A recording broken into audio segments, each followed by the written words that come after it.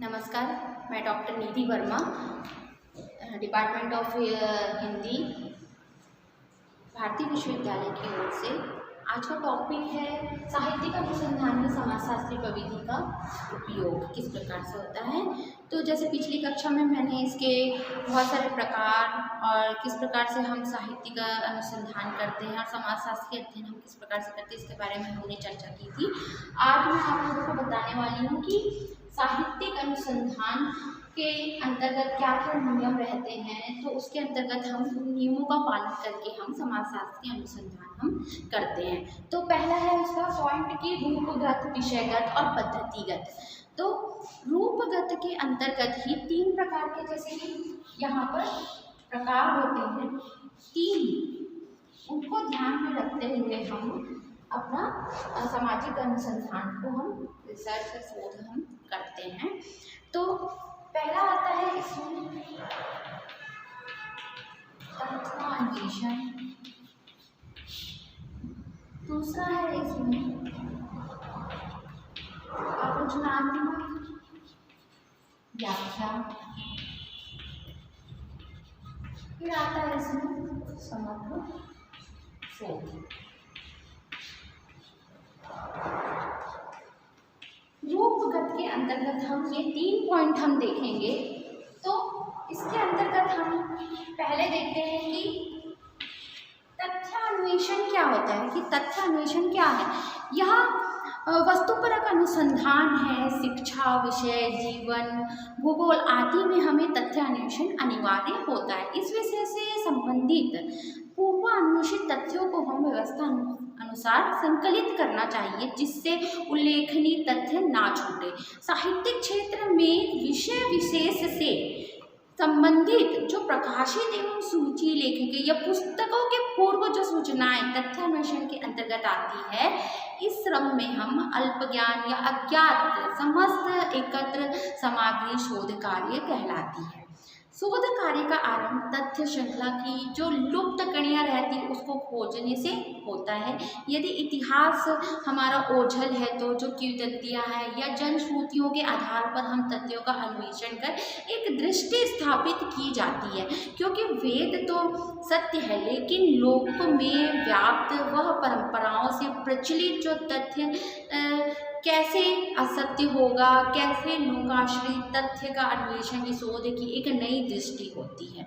तो हम कह सकते हैं कि जो विच्छिन्न कड़ियाँ रहती है, तो मतलब खोज शोध का पहला मार्ग ही होता है कि जो चीज़ों को हमने छिन्न छोड़ दिया है, जो किंवदंतियाँ हैं, उनके आधार पर हम तथ्यों का निर्माण करते हैं।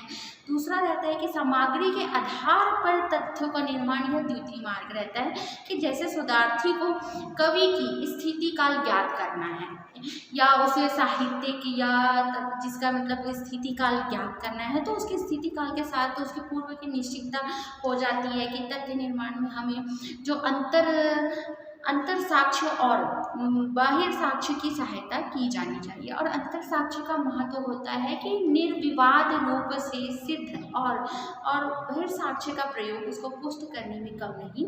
जैसे कि हम देख सकते हो, मतलब एक उदाहरण के रूप में कि जो सूरदास के संबंध में अगर हम देखते हैं तो तथ्यान्वेषण में उनकी वार्ता साहित्य अधिक विश्वसनीय यहाँ पर सामने आई है। कि जैसे मैंने बताया अभी तथ्यान्वेषण में कि एक सूरदास की हम कविता को ले लेते हैं, तो वहाँ पर वार्ता के रूप में उसका हम तथ्य का अन्वेषण करते हैं कि जो जो बातचीत है, ये किंवदंतियाँ हैं, उनको सुन के हम वहाँ पर हम उनको तथ्यों को खोजते हैं या उसका परीक्षण करते, निरीक्षण करते हैं इस प्रकार से। फिर दूसरा आता है कि आलोचनात्मक व्याख्या क्या होती है, कि आलोचना व्याख्या तथ्य अन्वेषण के समग्र सोपान होने के साथ पूर्व विषय पर भी जो हो सकता है या अनुसंधान के अंतर्गत विचार सामग्री ही शोधार्थी की दृष्टि में प्रमुख है। इस प्रक्रिया में लेखक का जीवन दर्शन स्पष्ट हो जाता है। इस प्रकार से उसकी व्याख्या में शोधार्थी कृति के केंद्रित ना रहकर उस युग के परिवेश से भी संबंधित रहता है। उदाहरण के लिए हम देख देते हैं कि स्वतंत्रता के पूर्व जो हिंदी में साहित्यकार या जो रचनाकार हुए या कृतिकार के जो विचारों और दर्शनों की व्याख्या में हम देखते हैं कि गांधीवादी दर्शन हमें वहाँ पर प्रमुख दिखाई देता है और उसकी हमें सहायता लेनी भी पड़ती है, वो सहायक होते हैं हमारे शोध के लिए। तो कृतिकार युग धर्म के साथ उसे या उससे कटकर चलता है या दोनों की परिस्थिति में युग धर्म की स्थापना या उसको अध्ययन आवश्यक होता है। यदि कोई कृतिकार जैसे कि गांधी युग में या हम ले लेते हैं गांधी युग की चर्चा ले लेते हैं, तो स्वतंत्रता पूर्व के समय गांधी युग ही चला आ रहा था, तो गांधी युग में रहते हुए भी वह राष्ट्रीय क्रांतिवादी या मार्क्सवादी से अधिक प्रभावित थे। तो इन्हीं धाराओं का अध्ययन प्रासंगिक कहा जाएगा। कृति और युग के बीच संबंध स्थापित बहुत ही तर्कपूर्ण पद्धति से होना चाहिए कि व्याख्या की ओर और अधिक प्रमाणित बनाने के लिए उसको हमें समकालीन कृतिकारों की तुलना भी उपयोगिता हो सकती है। तो व्याख्या की प्रकृति हमें एक ऐतिहासिकता और विकासात्मक भी हो सकती है। जैसे कि उदाहरण के लिए हम बहुत सारी हम राइटरों को ले लेते हैं या लेखककारों को ले लेते हैं, तो जैसे प्रमुख आप लोग सुने ही होंगे कि जैसे आचार्य रामचंद्र शुक्ल हो गए, आचार्य हजारी प्रसाद द्विवेदी हो गए और राम कुमार वर्मा, ये सब हमारे हिंदी साहित्य के और हिंदी के विकास क्रम को या इतिहास के विकास क्रम को लिखने में इनका बड़ा योगदान है। जो भी हिंदी साहित्य का जो उनको नाम अनुसार उनको बांटा गया है, तो ये सब है। तो उदाहरण में हम देख लेते हैं डॉक्टर हजारी प्रसाद द्विवेदी ने जैसे कबीर ग्रंथ को हम ले सकते हैं। तो कबीर के साहित्य पर भी अपना विचार शोध को निर्धारण करके कबीर दर्शन की व्याख्या की है। तो कृतियों का संबंध यहाँ पर उनके प्रतीक, शैली, भाषा या रूपक आदि की संरचनाओं पर आधारित होता है। तो समीक्षात्मक शोधकर्ता की सफलता निर्णय और निष्कर्ष तथ्यों पर आश्रित ना होकर तर्क सम्मत वह होता है, मतलब तर्क बुद्धि कसौटी पर खड़े उतरने वाले होने चाहिए। साथ ही तर्क स्वीकृत तथा ज्ञात केंद्रों पर केंद्रित होना चाहिए। निष्कर्ष तक पहुंचने के लिए उसे तर्क सौंपाने या कई प्रकार की बुद्धि श्रृंखला बुद्धि को स्पष्ट करने की व्याख्या उसमें विश्वसनीय हो सकती है। तो निष्कर्षता यह निकलता है कि व्यक्ति आग्रहों से परे रखकर शोधार्थी का लक्ष्य होना चाहिए कि वह अपने लक्ष्य को निर्धारित कर और आलोचनात्मक व्याख्या को वह चुने कि जिसमें हम आगे आलोचनाओं के द्वारा हम जैसे बहुत सारे और भी अन्य कवि हैं कि उनकी प्रतीक रचना भाषा किस प्रकार से है, तो हम अपनी आलोचना या अन्य कवि लेखकों की आलोचना के आधार पर हम अपने विचारों को वहाँ पर रख सकें। फिर आता है हमारे तीसरा आता है समग्र शोध क्या होता है। तो तथ्यान्वेषण से प्रारंभ होकर फिर आता है हमारा तर्क प्रणाली पर आश्रित होकर हम किस पर पहुँचे, हम समग्र शोध। तो एक समग्र शोध की एक क्या हम यहाँ पर एक हम बोल सकते हैं कि समग्र शोध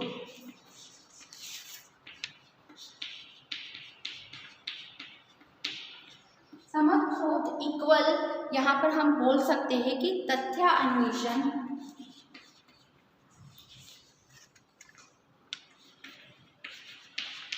शोध और तथ्यान्वेषण प्लस तर्क प्रणाली,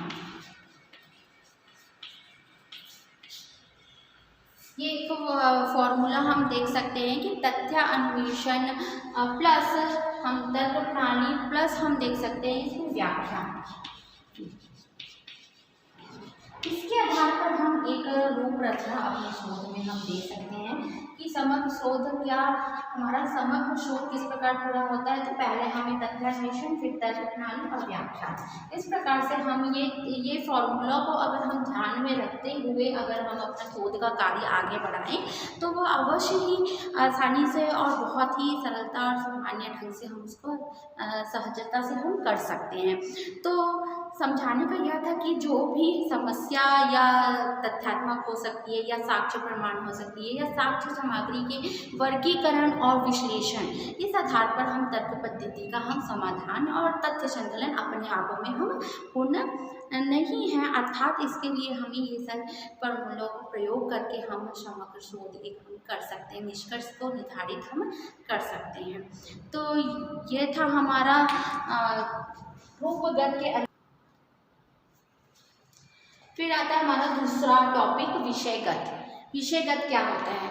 तो विषयगत के लिए हम देखते हैं कि इसमें हिंदी के बहुत सारे विद्वानों ने साहित्यिक शोध में विषय को एक वर्गीकृत किया है, उसको वर्गीकरण करा है कि किस प्रकार से हम विषय के अंतर्गत हमें उस रख कर हम अपना अपना हम सामग्री संकलन या शोध का कार्य करें।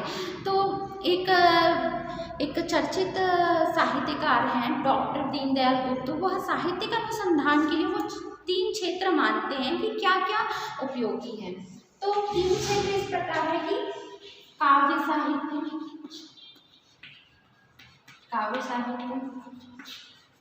दूसरा आता है साहित्य, काव्य हो गया, दूसरा आता है कि काव्य साहित्य शास्त्र, ठीक है। तीसरा आता है कि इसमें हम देख सकते हैं कि जो हमारे पूर्व हैं, पुराने जो हमारे इतिहास हैं, ठीक है, पुराने इतिहास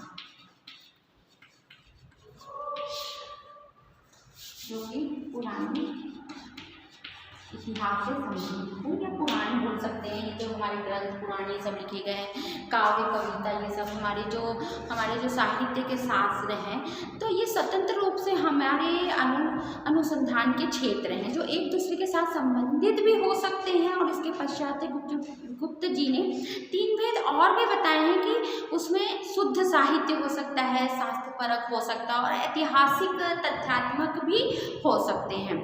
तो जिसमें हम देखते हैं कि दोनों ही क्या बोलते हैं, अगर हम वर्गों को देखें तो पुनरावृत्ति ही करते हैं, किंतु तीसरे में हम देखते हैं कि उसका किस प्रकार से वर्गीकरण विषय के आधार पर एक संबंधित उसमें होता है, विषय से ना होकर उस पद्धति से हम करते हैं। कि तीसरे में हम देखते हैं कि हम तीसरे वर्गीकरण में हम देखते हैं कि आधार विषय से संबंधित, विषय से ना होकर उस पद्धति से होता है। इस प्रकार से उसका वर्गीकरण हम शुद्ध विषय अंतर्गत रख कर ही करते हैं। तो हम बोल सकते हैं इसमें बहुत सारे अनुसंधान होते हैं कि वस्तु तथ्य अनुसंधान हो जाते हैं, भावानुसंधान हो सकते हैं, विचारानुसंधान हो सकते हैं, कला अनुसंधान हो सकते हैं, भाषा अनुसंधान हो सकते हैं और पाठानुसंधान हो सकते हैं। तो इस वर्गों में हम देखते हैं कि निम्नलिखित तरीके से हम अपने विषय को बांट के हम अपने विषय अंतर्गत उसको वर्गीकरण करके हम एक भाषा विज्ञान के अनुशीलन और व्यवहारों को भी हम यहाँ पर सूचना देते हैं। तो इस प्रकार से हम तथ्यात्मक और हम व्याख्यात्मक ज़्यादा जो प्रयोग में आते हैं तथ्यात्मक हो गया, और 2 कोटियाँ की जो प्रवृत्ति शोध में सबसे ज़्यादा प्रयोग में की जाती वो होती कि तथ्य अनुसंधान और व्याख्यात्मक अनुसंधान। तो इसमें मैं आपको एक आचार्य का बता रही हूँ। आचार्य नंद बिहारी वाजपेयी ने विषय निर्वाचन की समस्या पर विचार करते हुए अपने विषय के प्रकारों का कथन किया है कि इतिहास के अंधेरे पृष्ठ या पाठानुसंधान या कवि जीवनी तथा सामाजिक और तुलनात्मक अध्ययन, काव्य की प्रवृत्तियाँ या काव्य रूपवादों तथा संप्रदायों का अध्ययन या सैद्धांतिक अनुशीलन या भाषा संबंधी शोध या लोक साहित्य का प्रादेशिक साहित्य का तुलनात्मक अध्ययन, ये सारी चीज़ें आ जाती है। विषय अनुकूल क्या कैसे विषय निर्वाचन के समय हमें किन किन समस्याओं का सामना करना पड़ता है। अन्य अनुसंधान क्षेत्रों की भांति हम देखते हैं कि साहित्यिक अनुसंधान में भी इन पद्धतियों का विशेष महत्व होता है। एक ही विषय कई पद्धति के द्वारा अनुसंधान का विषय बन सकते हैं। इसका मतलब यह है कि आप जो भी कवि या साहित्यकार की रचना या उसके लेख या किसी में भी कर रहे हैं तो उनका विषय क्या है, वो किस पद्धति, तो इस प्रकार से एक ही विषय के कई पद्धति के आधार पर हम उसका अनुसंधान का विषय हम बना सकते हैं। इस प्रकार से हमें विषय को लेना चाहिए कि वह किस साहित्य में आ रहा है, किस शुद्ध साहित्य आ रहा है, शास्त्रपरक आ रहा है या ऐतिहासिक या इतिहास से संबंधित है। तो विषय अंतर्गत हो गया, रूप अंतर्गत मैंने बताया 3 प्रकार के, इसके अंतर्गत मैंने बताया कि क्या-क्या चीज़ों को ध्यान में रखते हुए करते हैं। कल फिर हम देखेंगे कि पद्धति अंतर्गत क्या होती है। आज ये 2 टॉपिक यहीं पर समाप्त होता है, कल तीसरे पर हम विचार करेंगे। नमस्कार।